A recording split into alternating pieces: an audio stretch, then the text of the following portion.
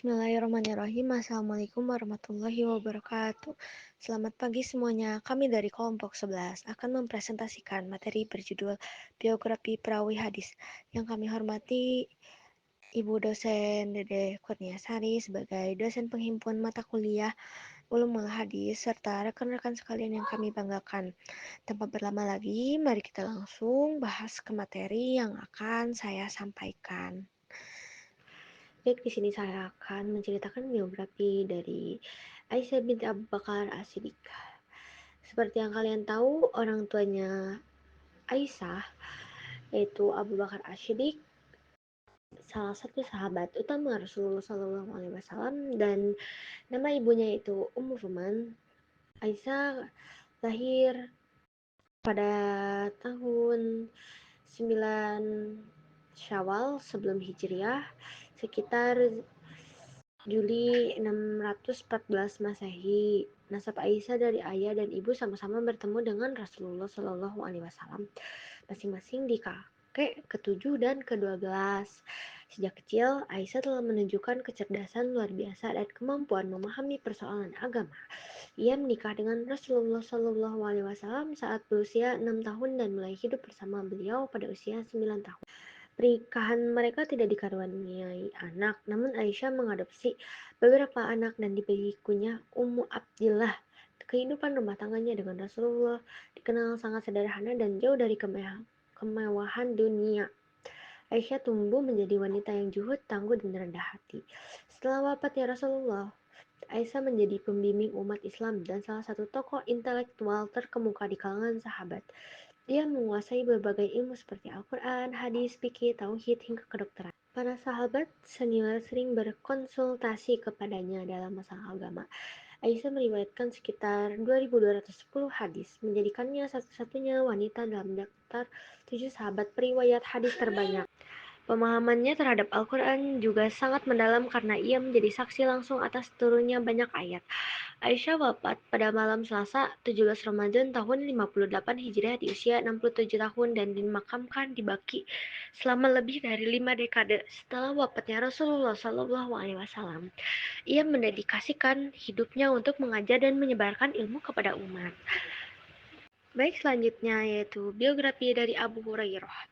Abu Hurairah berasal dari suku Daus. Dia dikenal sebagai sahabat Nabi Muhammad SAW yang meriwayatkan hadis terbanyak sekitar 5.375 hadis. Nama aslinya adalah Abdul Ar-Rahman, tetapi ia lebih dikenal dengan karunianya Abu Hurairah yang berarti bapak kucing karena kecintaannya pada hewan tersebut. Ia memeluk Islam dan datang ke Madinah 7 tahun setelah hijrah, lalu menjadi sahabat dekat Nabi dan anggota As-Suffa, kelompok fakir miskin yang tinggal di masjid. Abu Hurairah sangat berbakti kepada ibunya, dan melalui doa Nabi, ibunya akhirnya memeluk Islam. Ia juga dikenal karena kesolehannya, dedikasinya kepada Nabi, dan nasihatnya untuk berbakti kepada orang tua. Abu Hurairah pernah diangkat sebagai gubernur Bahrain oleh Khalifah Umar bin Khattab. Namun kemudian memilih hidup sederhana dan mengasingkan diri di Madinah hingga wafat pada tahun 6081 Masehi dalam usia 78 tahun. Warisan ilmunya terus hidup melalui hadis-hadis yang diriwayatkannya, menjadi bagian penting dalam pelestarian ajaran Islam. Selanjutnya ada biografi perawi hadis. Yang pertama, Imam Bukhari. Nama lengkap beliau ialah Abu Abdullah Muhammad bin Ismail bin Ibrahim bin Al-Mughirah bin Mardizbah Al-Ju'fi Al-Bukhari, atau yang lebih kita kenal dengan Imam Bukhari. Beliau merupakan ahli hadis yang termasyhur di antara para ahli hadis sejak dulu hingga kini, bersama dengan Imam Muslim, Abu Daud, Tirmizi, An-Nasai, dan Ibnu Majah. Bahkan, dalam kitab-kitab fikih dan hadis, hadis-hadis beliau memiliki derajat yang tinggi. Sebagian ini menyebutnya dengan julukan Amirul Mukminin fil Hadis, pemimpin kaum mukmin dalam hal ilmu hadis. Dalam bidang ini, hampir semua ulama di dunia merujuk kepadanya. Ayah beliau bernama Ismail bin Ibrahim.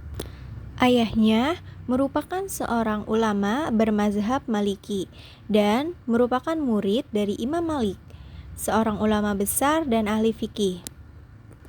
Dalam kitab As-Siqat, Ibnu Hibban menulis bahwa ayahnya ini dikenal sebagai orang yang wara', dalam arti berhati-hati terhadap hal-hal yang bersifat syubhat atau ragu-ragu. Hukumnya terlebih-lebih terhadap hal yang haram. Ayahnya wafat ketika Bukhari masih kecil. Bukhari diberi nama Muhammad oleh ayah beliau. Nah, yang sering menggunakan nama asli beliau ini yaitu Imam Tirmizi dalam komentarnya setelah meriwayatkan hadis dalam Sunan Tirmizi. Sedangkan kunyah beliau adalah Abu Abdullah. Beliau lahir di Bukharah, Uzbekistan, Asia Tengah. Beliau lahir pada tanggal 13 Syawal 194 Hijriah.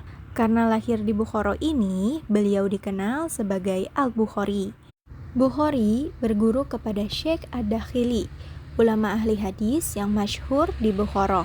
Pada usia 16 tahun, beliau bersama keluarganya mengunjungi kota suci seperti Mekah dan Madinah untuk mengikuti kuliah para guru besar hadis. Kemudian pada usia 18 tahun, beliau menerbitkan kitab pertamanya, Kazaya Sahabah wa Tabi'in. Beliau juga hafal kitab-kitab hadis karya Mubarak dan Waki bin Jarrah bin Malik. Daya hafal beliau tidak dapat diragukan lagi, sebagaimana yang diakui kakaknya Rashid bin Ismail. Bukhari menghabiskan waktu sekiranya selama 16 tahun untuk mengunjungi berbagai kota untuk menemui para perawi hadis, lalu mengumpulkan dan menyeleksi hadisnya. Nah, kota-kotanya seperti Basrah, Mesir, Hijaz, Mekah, Madinah, Kufah, Baghdad, sampai ke Asia Barat. Nah, tapi nggak semua hadis yang Bukhari hafal ini kemudian diriwayatkan. Tapi terlebih dahulu diseleksi dulu dengan beliau. Nah, tahap penyeleksian ini sangat ketat, seperti sanadnya hadis ini bersambung atau enggak, apakah periwayatannya hadis itu terpercaya dan sikot. Adapun karya Imam Bukhari yaitu Al-Jami' As-Sahih, Sahih Bukhari, Al-Adab Al-Mufrad, Ad-Du'afa As-Sagirir, dan lain sebagainya. Adapun guru-guru beliau ini yaitu Ali ibnu Al-Madini, Ahmad bin Hanbal, Yahya bin Ma'in, Muhammad ibnu Yusuf Al-Faryabi, Maki ibnu Ibrahim Al-Bakhi, Muhammad ibnu Yusuf Al-Baikandi, dan Ibnu Rahwahi. Beliau wafat pada tanggal 31 Agustus 870 Masehi atau 256 Hijriah pada malam Idul Fitri dalam usia 62 tahun kurang 13 hari. Beliau dimakamkan selepas sholat zuhur pada hari raya Idul Fitri. Nah, karena kebesaran akan keilmuan beliau ini, kemudian beliau diakui dan dikagumi sampai ke seantero dunia Islam. Nah, salah satu kitab yang terkenalnya yaitu Sahih Muslim, seperti yang kita tahu. Yang kedua ada Imam Muslim. Nama lengkap beliau ialah Imam Abdullah Husain bin Al-Hajjaj bin Muslim bin Kaushaz Al-Kushairi An-Naisaburi, atau yang lebih dikenal dengan Imam Muslim. Beliau lahir di Naisabur pada tahun 206 Hijriah. Imam Muslim ini merupakan penulis kitab syahih dan kitab ilmu hadis. Beliau juga merupakan ulama terkemuka yang namanya tetap dikenal sampai saat ini. Nah, beliau ini mulai belajar hadis ini sejak beliau masih kecil, yaitu sejak tahun 218 Hijriah. Nah, dalam perjalanannya ini, Muslim bertemu dengan dan berguru pada ulama hadis seperti di Khurasan, terus di Rai, di Irak, di Hijaz, lalu di Mesir. Dan gurunya seperti Yahya bin Yahya dan Ishaq bin Rahawai. Lalu ada Muhammad bin Mahran dan Abu Ansan dan lain sebagainya. Ia juga sering atau berulang kali pergi ke Baghdad untuk belajar hadis. Beliau juga berguru kepada Imam Bukhari. Ketika Imam Bukhari datang ke Naisabur, Imam Muslim juga sering berguru kepadanya. Adapun kitab-kitab karya Imam Muslim yaitu Al-Jamius Syahih atau Sahih Muslim, Al-Musnadul Kabir Al-Rijar, Kitab Al-Asma wal Kuna, Kitab Al-Illa, Kitab Al-Akron, dan masih banyak dan lain sebagainya, karena Imam Muslim ini mempunyai kitab hasil tulisannya yang jumlahnya cukup banyak. Nah, di antara banyaknya kitab-kitab yang beliau tulis atau kitab yang hasil karya beliau yang paling terkenal ini yaitu Al-Jamius Syahih atau Sahih Muslim. Ya, Sahih Muslim ini sampai saat ini masih terkenal. Beliau wafat pada 25 Rajab 261 Hijriah dalam usia 55 tahun. Beliau dimakamkan di Kampung Nasr Abad, daerah Naisabur. Nah, dalam semasa hidupnya Imam Muslim ini menulis beberapa kitab yang sangat bermanfaat yang sudah disebutkan tadi, bahwa kitab yang paling terkenal sampai saat ini yaitu yang kita ketahui yaitu Sahih Muslim. Baik, selanjutnya di sini ada perawi di kalangan tabi'in. Nah, perawi tabi'in itu adalah orang-orang dari generasi setelah sahabat Nabi yang tidak bertemu langsung dengan Rasulullah SAW, tetapi belajar dan meriwayatkan hadis dari para sahabat. Mereka memiliki peran penting dalam menjaga dan menyampaikan ajaran Islam melalui sanad hadis. Pertama-tama, saya di sini akan menjelaskan mengenai perawi tabi'in yang bernama Nafi al-Adawi. Nah, nama lengkap beliau ini adalah Nafi bin Abdurrahman bin Abi Nu'aim al-Laitsi al-Kanani, atau nama populernya itu dikenal sebagai Nafi al-Madani. Nah, beliau ini lahir pada tahun 70 Hijriah, wafat di Madinah pada tahun 169 Hijriah. Dan merupakan seorang ulama di bidang qiraat Al-Quran dan merupakan salah satu imam qiraat 10. Nah, Imam Nafi ini sebagaimana diceritakan oleh Abu Qurrat Musa bin Thoriq, dikatakan bahwa beliau berguru kepada 70 tabi'in, diantaranya adalah Imam Abu Ja'far, Imam qiraat ke-8, Syaibah bin Nasyah, Muslim bin Jundub, Yazid bin Ruman, Muhammad bin Muslim bin Syihab al-Zuhri, dan yang terakhir Abdurrahman bin Hurmuz al-Aroj. Nah, dari sekian banyak guru inilah Imam Nafi itu melakukan seleksi bacaan, yaitu mengambil bacaan yang sama di antara guru-gurunya dan meninggalkan bacaan yang berbeda. Hasil dari penyeleksian inilah kemudian dijadikan kaidah tersendiri oleh Imam Nafi, yang kemudian dikenal luas oleh para generasi berikutnya sebagai qiraat Imam Nafi. Nah, Imam Nafi ini menerima hadis dari sejumlah sahabat. Di antaranya ada Ibnu Umar, Abu Hurairah, Aisyah, Ummu Salamah, Abu Sa'id al-Khudri, dan yang lainnya. Sementara itu, hadis-hadis yang beliau riwayatkan juga diteruskan oleh banyak murid dan tokoh terkenal seperti kedua putranya sendiri, yaitu Abu Umar dan Umar, serta oleh Abdullah ibnu Dinar, Solih ibnu Khaisan, Malik bin Anas, dan Usamah ibnu Zaid al-Laits. Ini menjadi bukti bahwa ilmu beliau tersebar luas dan diakui oleh banyak generasi setelahnya. Selanjutnya, perawi tabi'in yang akan saya jelaskan adalah Hasan al-Basri. Nah, nama lengkapnya adalah Abu Sa'id al-Hasan ibnu Yasar al-Basri. Nah, ibunya bernama Khairah, yang merupakan seorang budak dari Ummu Salamah yang telah dimerdekakan.